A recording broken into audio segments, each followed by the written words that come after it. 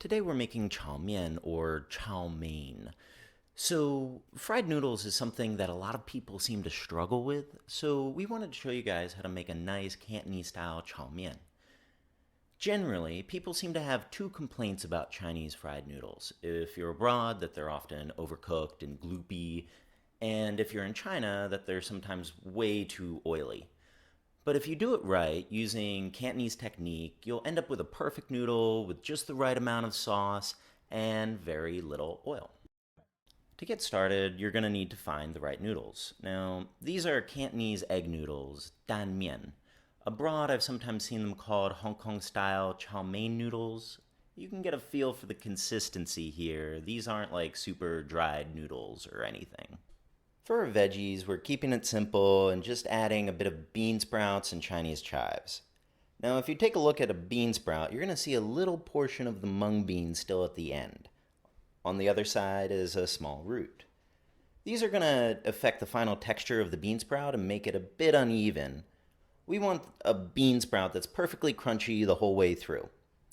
So what you can do is you can pick off the two ends of the mung bean to leave something like this, which is called a silver sprout. So you don't have to do this because it is kind of a pain. Really nowadays, if you go into some random eatery in China, they aren't going to be picking their bean sprouts clean. This is mostly only still done in higher end restaurants and old Cantonese eateries that are still sticking with the old traditions.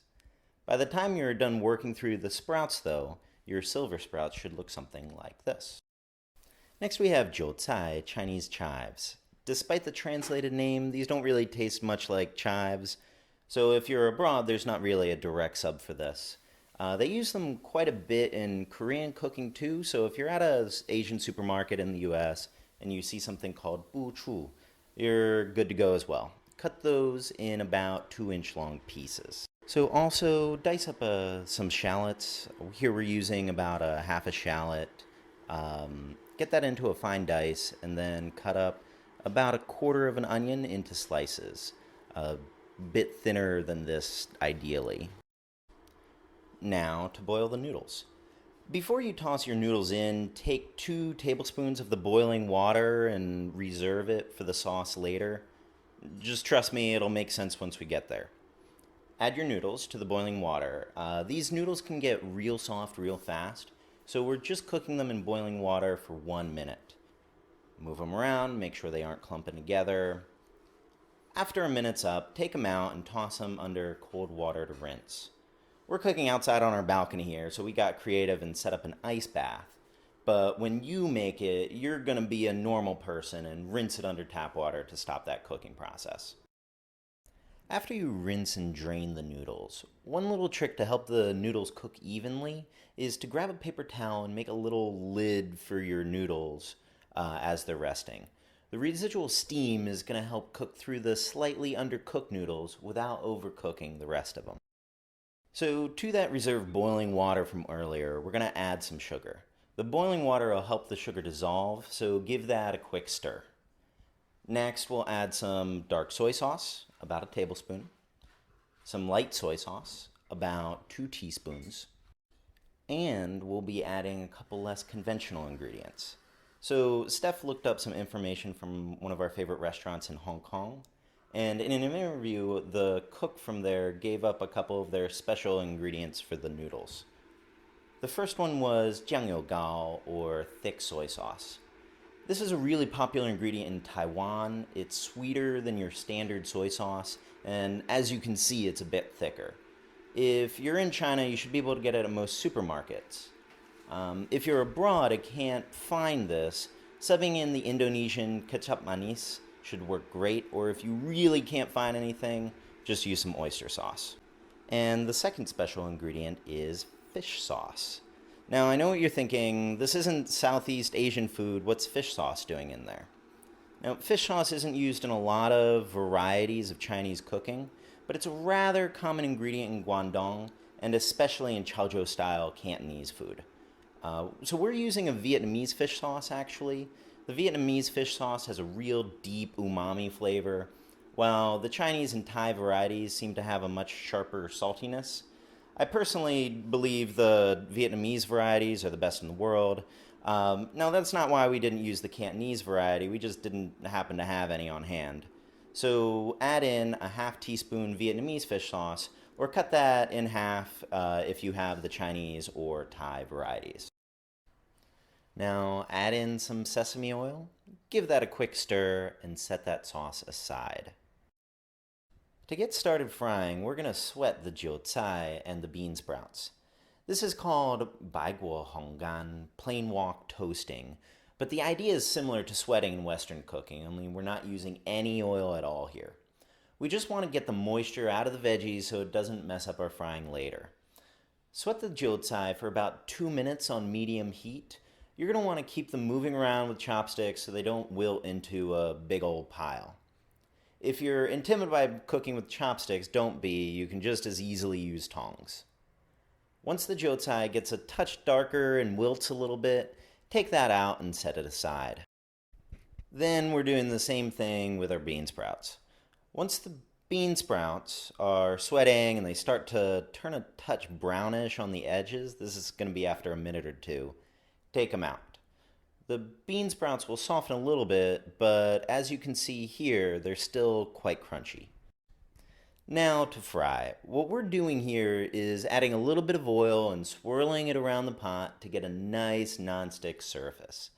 This is a Cantonese technique called long yao. Starting with those shallots, fry that for about 2 minutes until they're nice and brown. They could actually be a touch browner than this, but just be careful not to burn them. Take out those shallots and reserve that tasty shallot oil too for later. Next up, the onions. Notice a small difference here between this and the shallots.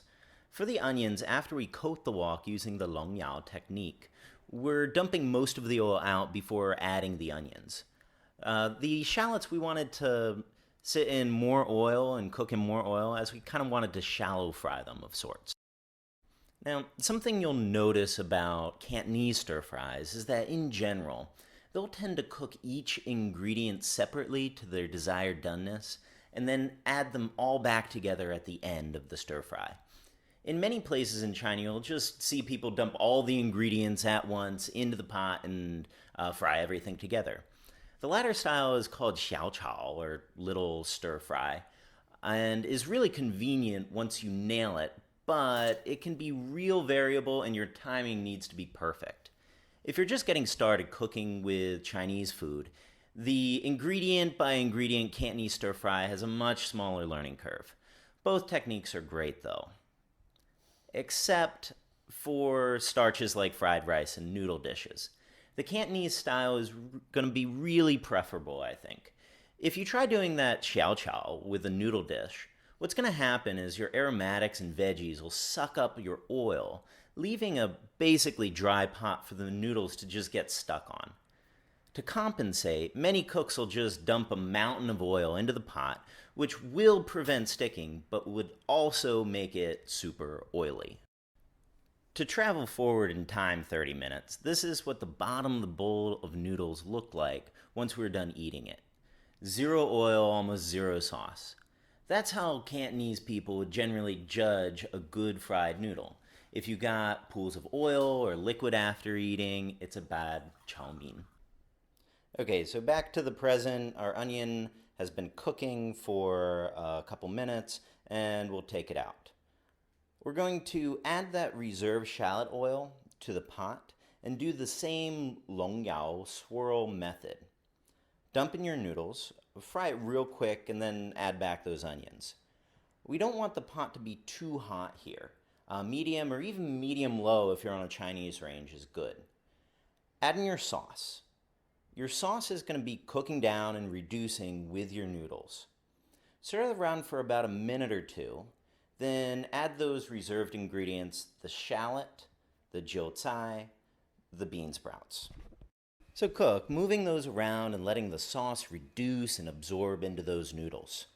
Notice that we're not touching this with cornstarch or anything. That just get you a Panda Express style gloop. After about 2 minutes of this, you should have no visible pool of sauce remaining, and at that point, you're done. serve it up, and just look at this. A perfect Cantonese style fried noodle. Now, this might seem a bit complex for a fried noodle dish at first blush, but once you get the technique down, it's a real tasty, quick meal, I promise. So, right, if you make this recipe yourself, let us know how it went. And also feel free to request some dishes that you're interested in learning in the comments below.